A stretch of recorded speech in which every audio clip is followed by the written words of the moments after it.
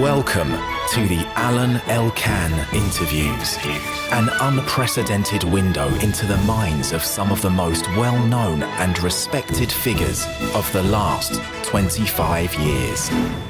We are here in Venice, in a beautiful house that is a bit of a symbol about Mario's life, which I guess has been dedicated since the beginning to art, and especially to contemporary art. And Mario was raised in Venice, and he went away for many, many years, first studying and then working for many different prestigious institutions. And now, since a few years, 3 years, he is back in his hometown of Venice. Obviously, the pedigree of Mario is very important because he is also of a family of very well-known jewelers who have been operating here for many, many years and who are well-known all over the world. And he came back for the moment to his origins, to his city. And so now we're going to proceed with an interview. I would like to know, Mario, why did you come back to Venice? I never thought in a million years that I would have come back to Venice. I'm part of a generation that left the city when, there were about 3 times the inhabitants that were now. So I left about 35 years ago. And it was quite common for people of my generation to go away, and most people didn't come back. And I was among those who never thought would have come back. That, in a way, made one's professional life outside and never really thought to come back. And then, in a way, a series of circumstances, the most important of which is that a longtime friend and artist with whom I work a lot in the past, Anish Kapoor, wanted to set up a foundation and asked me if I wanted to help him in setting it up. And we were discussing where to do it. And obviously, London was the most obvious place. He has been living there most of his life. And it's a city where I also lived and worked in the past. And so was very familiar. So we were originally thinking of that. And then once I was coming back to Venice, a bit of a sliding door experience. I was in the plane with the Director General of the Cini Foundation, which is a very important, if not the most important foundation here in town, which talked me about a building they had which they were looking for someone that wanted to set up a foundation. And so I talked to Anish about it, and he started also thinking that, perhaps this could be an interesting experiment to see how it would probably help us to understand also what we would like to do or what can be done. And so the idea of Venice quite fastly came into the mind of both of us. And so we started also looking for other opportunities. And we started to realize that actually, if you want to do something which is art contemporary related, Venice possibly is one of the most interesting places in the world because of the Biennale, of course, mainly. Once a year, everybody who is interested in contemporary art from all point of view, or professionals, or simply, they said, the contemporary art public, come to Venice to see the Biennale. So if you do something here, in a way, people from all over the world which are interested in this field would have the possibility of visiting or enjoy your activities. And so we started to think that Venice would have been the place. And so I came back to live here, and we found a place eventually, which is an extraordinary place. It's a beautiful palazzo, which has a very interesting history because it was a palazzo which was built at the end of the 18th century with the idea of hosting an art collection. So in a way, even of course, the standard of the time, but it's a building which already was meant to host an art collection. And it was a very important collection, the Manfrin collection, which now is the core of the collection of the Accademia di Belle Arti here, among other places. So not only Venice is an extraordinary city in itself, right, because of its awkward and unique architecture and history in a way, history, as well, yeah. Which mainly was mercantile history, because Venice was a kind of New York of Indeed, the past, absolutely. right? A city where there was Absolutely. a lot of trade and business, and was a cosmopolitan city because of that since a long time. Indeed. Now somehow it became a kind of capital or special city for the arts, and not only the Biennale, but there are other foundations, exhibition places, and there's a lot of contemporary art collections and going on in Venice, right? Absolutely. In the last few years, more and more individuals or institutions are trying to set up activities, foundation-like activities in Venice. For example, 2 years ago, Francesca Thyssen set up her own foundation here. Nicolas Bergruen just bought a beautiful building in Giudecca with the aim of also doing a foundation in a few years. And of course, since a long time, Palazzo Grassi, the Guggenheim, not mentioning the Guggenheim, which Peggy Guggenheim obviously moved here a long time ago. And of course, Prada, for example, also it's set up on a foundation here, which is extremely active and with an extraordinary program. So a very old city with an old tradition and a very important eye to contemporary art. If I am not wrong, you're also organizing with other people in another Venetian palazzo, Palazzo Grimani, an important exhibition of Georg Baselitz. Yes, at the moment, contemporary artist. Indeed. At the moment, I'm curating a project, I would say, not just an exhibition with Georg Baselitz in Palazzo Grimani, which is another extraordinary building which has a very peculiar history. It was founded in the 16th century by Cardinal Grimani, who set up a collection of antiquities, or Roman and Greek antiquities, which obviously were not so familiar in Venice, because Venice always looked at the East, in a way, to Byzantium and to, so let's say, the classical art, in the sense of Roman Greek antiquities, was never really collected or shown. He was the first one who really set up, a very, very important Grimani collection. So he had this building built to host the collection. So basically, the architecture, the interior architecture of Palazzo Grimani was made to host certain particular antique pieces. And then, of course, through the centuries, the collection was dispersed.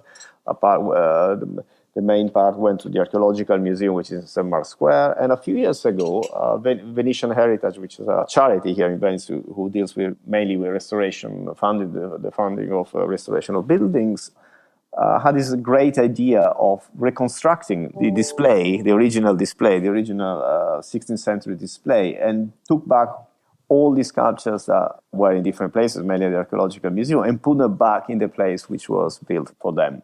And there is also a main hall, which used to have the portraits of members of the Grimani family. And those paintings were sold or dispersed or went lost, etc. So now that we only have these stucco frames. So Basil wanted to do something long-term for Venice, like an homage to the city, which is a city is very, very connected personally and for what it represents. He's going to give it to a long-term loan, but really long-term, so for many, many, many years to come.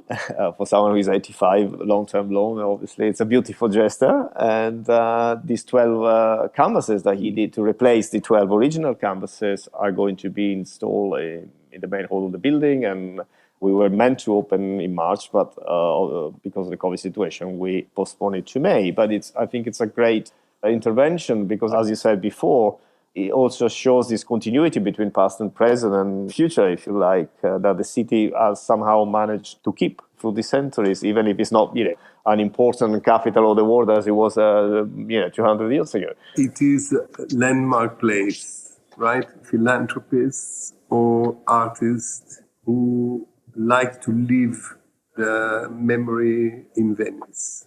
They like to have Venice as a landmark somehow, the collection or the creativity or, we see Kapoor and others. So you are an art historian, but you work in different fields, especially as a director or curator, right, of contemporary art museums.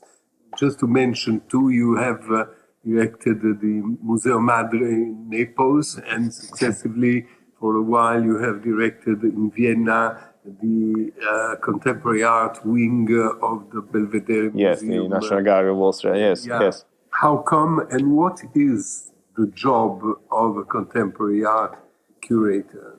Well, obviously, in Naples, the Vienna experience were very different. In Naples, I was the founding chief curator of this museum. So I had to invent, together with other people, especially a colleague of mine who I worked very strictly for all those years, called Eduardo Cicilin.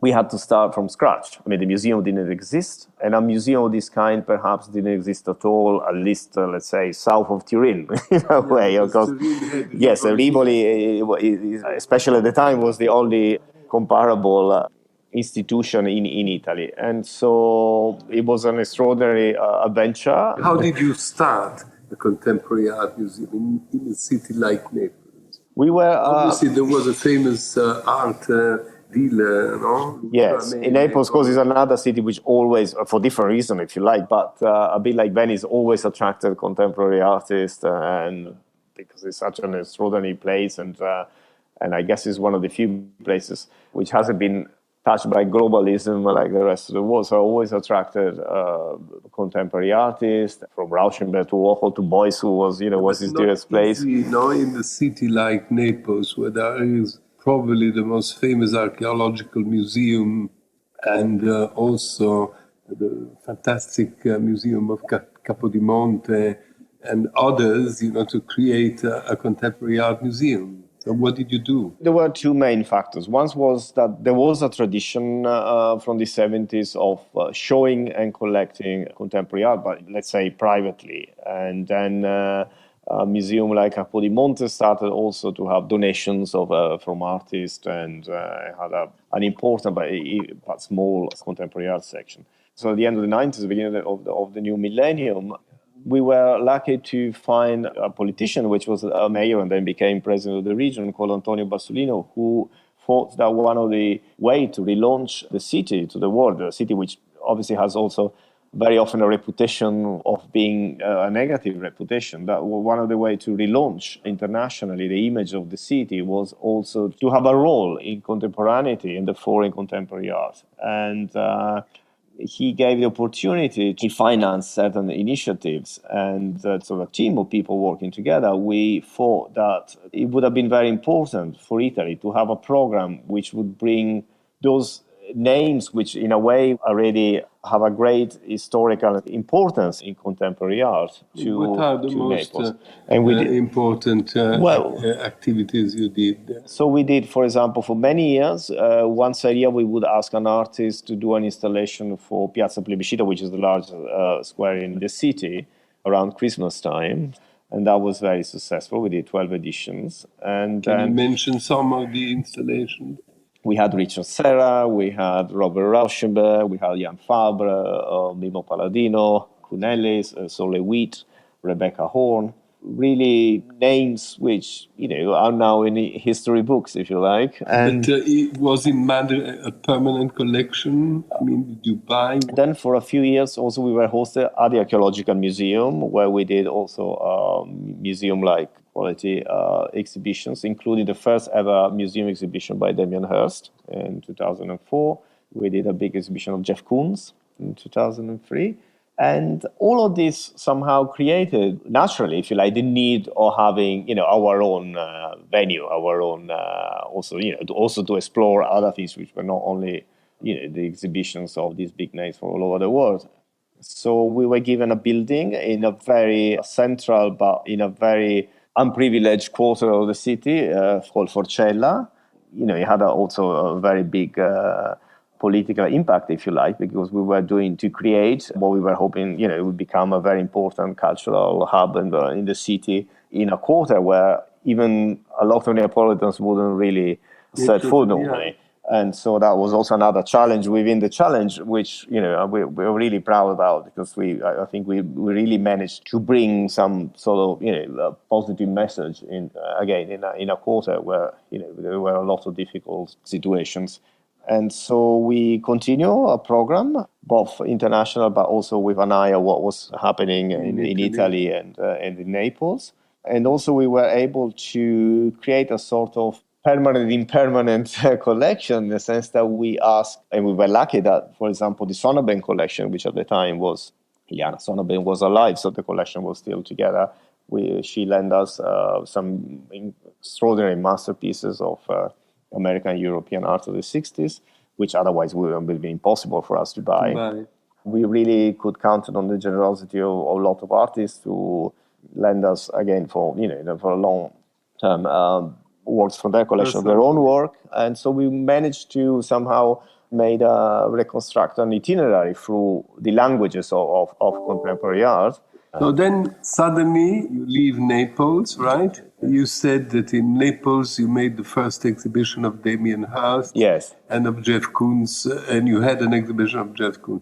If I am not wrong, you started your career working for Anthony Defray. Yes, indeed. Yes, that was my first job. And Damien Hirst. Absolutely. We were working together. He was, I think, still a student or just left college. And it was a time that he, was preparing that incredible self-organized exhibition Freeze, where all the so-called YBA showed mannequins for the first time. So I was lucky enough to be, the right place at the right moment, literally by chance. But I met Damien from a very, very early stage in his career, and worked together since. But of course, the exhibition we did in Naples 2004 was his first ever museum show. So I'm particularly proud of that, for sure.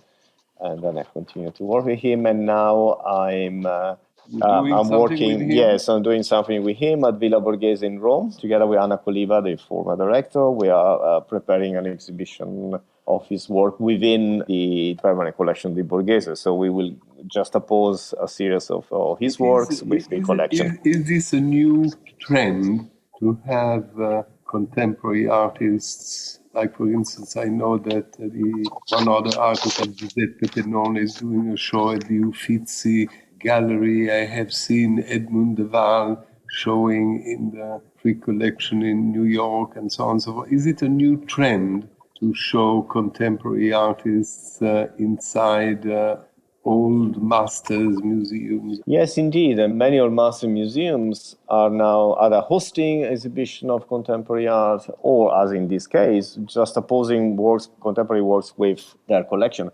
But if you think about it, the statement that sometimes one hears, I think it's true that art is always contemporary. And if you think Scipione Borghese collector Caravaggio, it was contemporary art. I think it's important not to just oppose, for example, a contemporary artist with an old master just because visually there may be some resemblance. And I think what is important is that there are universal themes, of course, which are represented. The issues of humanity or society tends to be very similar through the centuries, and I think that's the most interesting thing, is when you try to show rather resemblance, sometimes even difference. How what themes kind of works of Damien Hirst are you showing in Galleria Borghese in Rome? We're going to show paintings, and we're going to show also a series of works that he also already presented here at Palazzo Grassi a few years ago. And we thought that those were very interesting in this context, because he gave the old works which gave a lot of importance in the use also of material, obviously in a conceptual way. The collection of Borghese, and also how they did it at the time, just a position of antiquity with what exactly at the time was contemporary, let's say Caravaggio, to give an example, and through the centuries and through the juxtaposition of all these different materials, techniques. And tell me something, why Vienna in all this? Because Vienna was a work with contemporary Austrian artists or worldwide artists? Well, Belvedere is a national gallery of Austria, and it's set up in different venues. And it's within a park in Vienna, and they renovated a pavilion from the 50s, designed by a pupil of Miss van der Rohe, so in that sort of glass and steel kind of architecture. And they were looking for someone to run this place in dialogue with what is the activity of the National Gallery, which has a collection from the Middle Ages to the present day, in fact. And so it was a completely different situation. Vienna is possibly the city in the world which is most dense of museums, even more than London in a way. There are so many museums. Acknowledged by many. No, but it has perhaps more museums than any other place. So to work in Vienna was completely different than working, in a new museum in Naples. But it was, of course, an extraordinary experience. What did you do there? When I arrived, was an anniversary of Sigmund Freud, and with my great surprise, no museum in town was doing anything about it. So I thought that perhaps that was the best way to start is to do an exhibition. Freud to do with contemporary art? Well, as you can imagine, even if Freud himself was not interested in art, in contemporary art, of the time that he was living there. I mean, he was living there at the same time as the great Austrian. He was living there in the secession time. In the secession time, but he didn't have contact with them exactly, but then he wasn't there. But you can tell from Klimt and Schiller's work and his writings that actually there was a lot in common in the interest of study. But why contemporary art wing should celebrate Freud? Because then Freud was very influential, not only in the cultural studies that followed but also for generations of artists. Freudian theories were very, very important, from surrealism onwards, etc. And I had to organize something very fast. So I worked with the Sigmund Freud Museum in Vienna, and I remember that Joseph Kosuth, the American conceptual artist, did many works based on Freud in the past. So I asked Joseph if he was brave enough. I literally just arrived, and the anniversary was a few months later. I said, Joseph, if you are brave enough to work with me on improvising something here in a few weeks about Freud, and he loved the idea. And so together we did an exhibition taking works from different periods, from different museums in Vienna, to do an exhibition that celebrated Freud. And then I did an exhibition which I did many exhibitions, but that's the one I'm the happiest, and which only by working there in Vienna in that context I would have been able to put together. And it's an exhibition I always wanted to do on the role of the bed in art.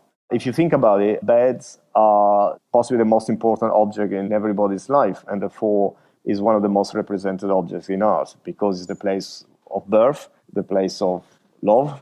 So you work with Tracy Emin? We work with Tracy Emin as well. And so I put together in different sections, birth, love, health, death, and then the political bed and the anthropological bed. Beds are very often the metaphor for the human body because they have the same proportions. So I put together this exhibition, which was called Sleepless, because I was interested in all the action that happens on beds, but not sleep, when we are not asleep. A lot of sex, maybe. A lot of sex as well. And no, it was extraordinary because the more I researched and the more I found that there was so many works which were centered around this object from all periods, from all civilization. And in Vienna that is possible because there's so many museums of Western art, non-Western art, and they go for all the periods. So I was able to put together, if you like, an anthropological exhibition with different kind of material, which I took here and there. So tell me something for you, right? The work of the curator, of the director of a museum or a collection, a foundation. What are the necessary ingredients? First of all, what? You have to have the trust of the artists. I mean, you have to know the artists and... Yes, of course. I mean, I always work with artists that in a way or another was familiar or became familiar. I think that's very, very, very important. Because, sorry to interrupt, because this is a big difference.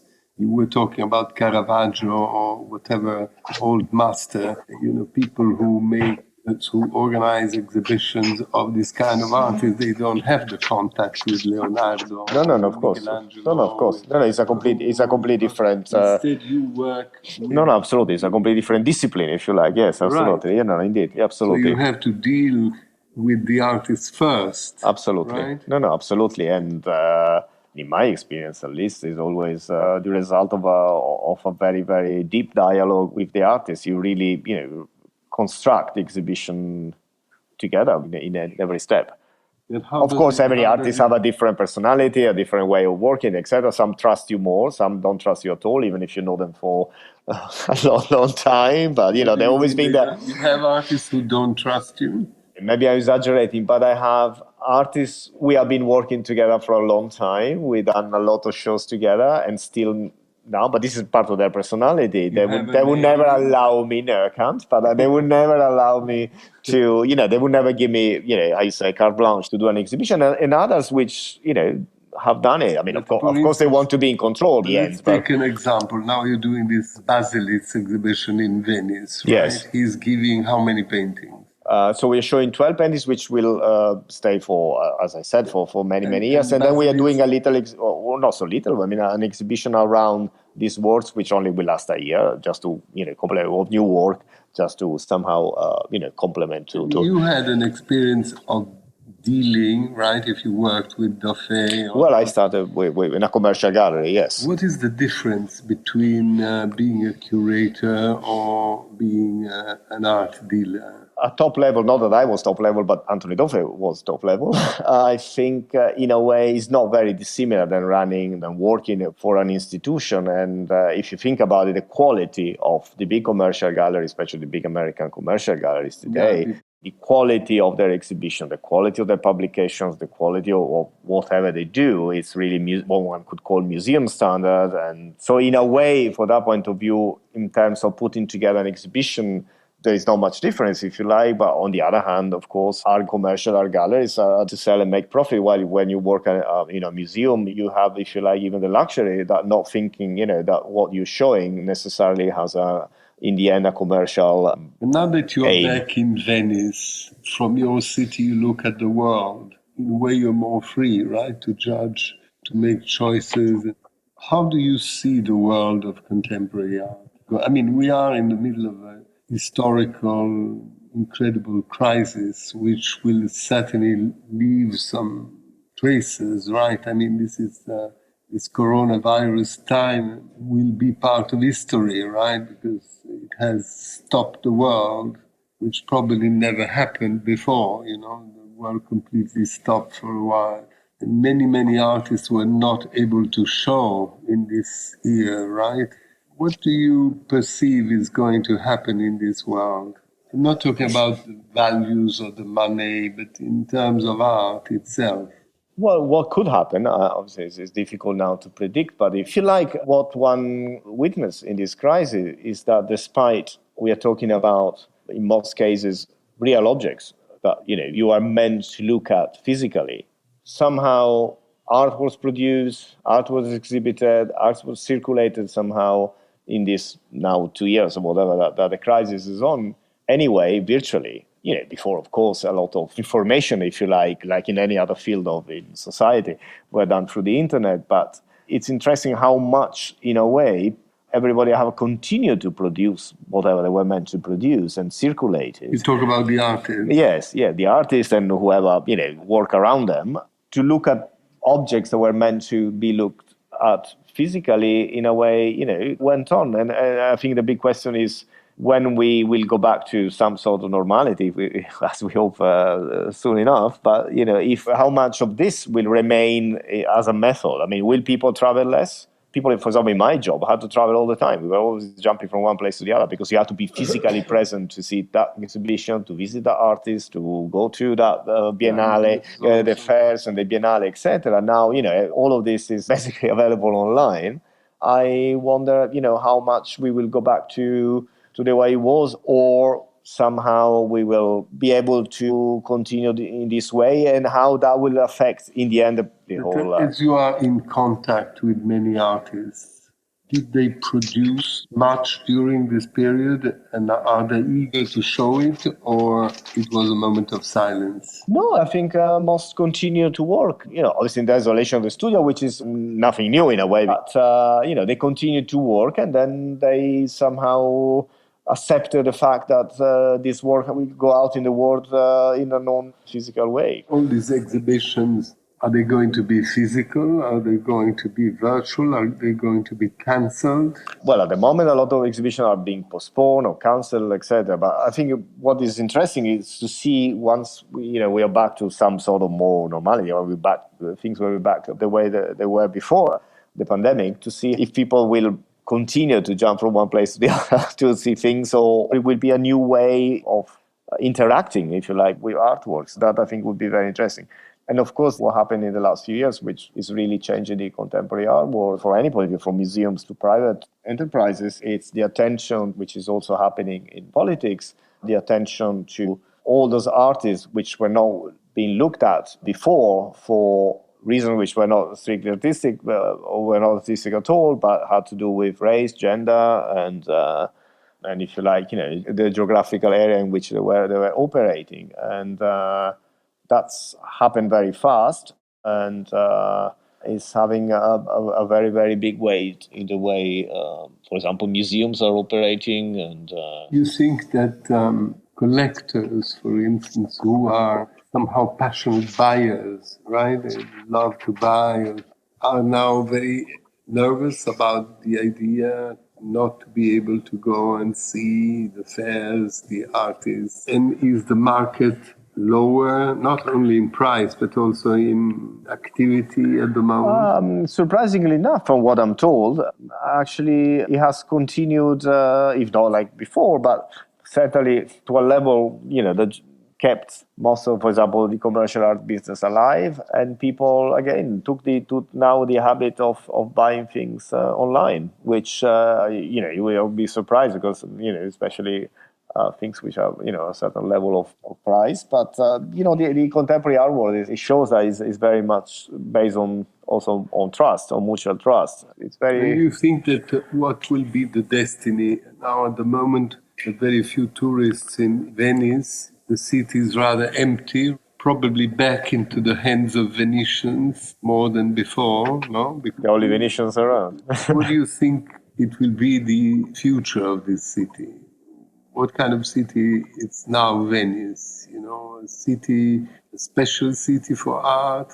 There are not many cities where there are many, many foundations. Right? No. I mean, in that, as we said before, there are more and more. So I think in that sense, it will become more and more. The more occasions, the more one creates, the more it becomes a must to come here. It already is in a way, but I think it will consolidate this. If the question is, do I think that mass tourism, so-called mass tourism, will come back? I imagine yes. Of course, it depends again on how we'll, if really this pandemic will have changed the way people live to the extent that they will really, all of us will travel less. But I can't see this reflection that they say that a lot of Venetians are thinking that perhaps they went too far with hosting so many people at the same time. I think because of the economic crisis that provoked the lack of this, I think when things will go back to normal, I have the feeling that also mass tourism will come back, and I think.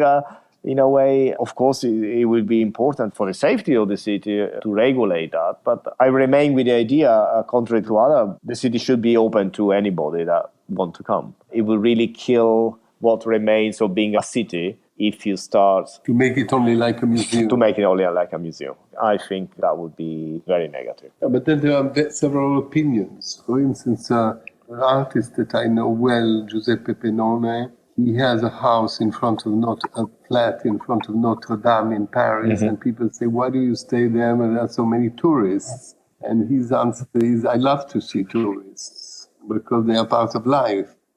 What is incredible is that the prices, and you have been a curator of museums, the prices of contemporary artists became so high that museums cannot afford to buy them anymore.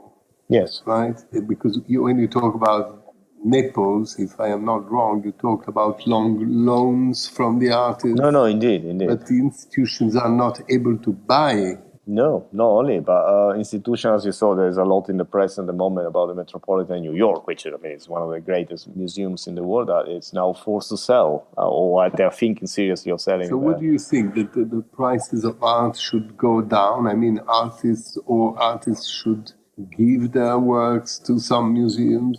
Oh, yes, for sure. And I think that somehow they are doing that. And museums probably have an identity crisis in that sense, because a lot of people that before would have donated or anyway gifted or whatever to museums, the works tend to build their own private museum. So in that sense, and of course, it's not like before. It's not. Now, I want to ask you a guess. As you have been spending your whole life into art and the world of art. Yes.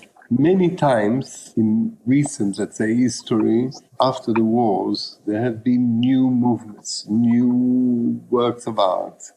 After the First War, after the Second War, and not only in plastic arts, but also in cinema or literature, there have been new movements. Sure. You are among the people who hope that contemporary art will make a new jump in something else, not only in terms of exhibition, but in terms of art itself. Do you see something? Do you perceive, smell something? Yes. Because we are talking about basilics, Kunz, Ernst, and so on. With all the respect, these are old men. No, right? absolutely. No, sure. They are Sure, classical artists absolutely. at Yes. the moment. Of course, Do you yes. see new energies coming out? Oh, yes, definitely. I don't have individual names, but I think one of the advantages of the way art is at the moment, one can have access to a more general platform than the one lives in. I think a lot of interesting work, as usual, as you said, it comes in times of crisis. I think will come from places in the world which are in a either permanent or anyway in a very some time of crisis, and we will be a more opportunity to see, to have information, to have the information about this work. You talk about 5 places of crisis. You're thinking of what? I think, parts of the world in which, for example, when I started working in the contemporary art world a while ago, for example, you were mentioning when I worked at Tufe, it was very Western center. Was still the Soviet Union was still there. So what we call contemporary art was something that was happening, in New York and a few cities in Europe, basically. Now it's global to the extent that, there is art being produced and made legible to a global audience in different parts of the world. And I think possibly the fact that we had to look at things virtually, and if that allowed a lot of people which before didn't use this kind of means to have access, it may enlarge even more the audience, or possibly what potentially is great art, which is produced in places which before one did not have access of interest. Things changed, right? I mean, when Venice was the rich city of Venice, yes, there were many artists, from Tiziano to Antonello, later painters like Turner and others who came to Venice to work. Now it seems it's more a city of showing. We had many centers. Is there any center nowadays? No, that's what I was trying to say. Now there are many, many centers. And what has changed is that you can have access to this center. If you really, potentially, you really can have access to these other centers. And so, not only the audience, but also the production, of course, has completely enlarged. As much as Europe somehow became, I don't say marginal, but weaker compared to big empires like the United States or China, you think that the same will happen in art? The way we think of art in our conversation now is obviously Eurocentric. But historically, if you like, Europe had, as you said before, a very important role in shaping this. And I think in that sense, art, it makes Italy, for example, particularly exceptional in this with all the pros and, the limits of pros and cons, that art is very part of culture. So we always be a point of reference in a way or another. But, for example, it's interesting that now that there is a lot of rereading of colonialism, which is involving, especially in the Saxon world, it can only happen through a rereading of European history, because that's, even if that happened all over the world. If I understand well, you're temporary in Venice, right? But with a large view on the world, right? I try to maintain that, also because I think, yes, as you said, Venice, it can become an important hub of ideas that come from different other places, and which can sort of, be a melting pot of ideas that come from all over the world. I mean, I hope that we've also some ideas produced here, but at the moment I can't see Still, you are optimistic about the liveliness of art. I think art will always have an important role in culture. I mean, that's, I imagine, the main reason why I was, in my humble small way, interested in it and working it. Are you going to write other books? Well, at the moment, I'm writing these 2 books. Yes, I hope also to be able to continue. I think it's very important to What are you writing at the moment? Well, I had to start writing about Damien and this Borghese project. I just finished Basil's text that I sent you. And at the moment, these are the 2 Good luck for your work in Venice. Thank you very much. When do you think the foundation, the Kapoor Foundation, will be? Well, the pandemic obviously slowed things down a lot, but we hope as soon as possible. Definitely, in the next few years. And it will be a museum of Kapoor in a way, or will be other work? The pandemic, in a way, the fact that we have more time to develop the project, which is being the creature of an art is a work in by definition is a work in progress. Gave us the opportunity to try to understand even more what we would like to do. Certainly, we would like to do something that adds something to the offer of the cultural offer of Venice, and of course, we'll have a strong legacy with the artists, but also we'll definitely be open to other issues, other exhibitions, other kind of debates. Thank you very much. Thank you very much, Mario. No, thank you. Good luck for all this. Thank you so much. Thank you. Alain Elkann interviews.